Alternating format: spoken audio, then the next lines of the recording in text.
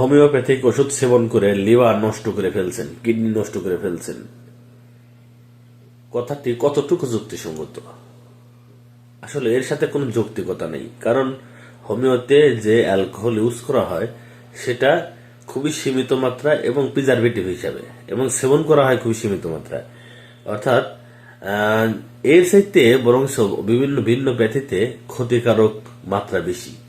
অর্থাৎ অন্য অন্য যে গতানুগতিক যে ফার্মাসিউটিক্যাল ডিপার্টমেন্টে এরা কিন্তু প্রিজারভেটিভ ইউজ করে, বা এদের যে প্রোডাকশন সম্পূর্ণ কেমিক্যালাইজ, একটা প্রোডাক্টও নাই যেটা হলো ন্যাচারাল।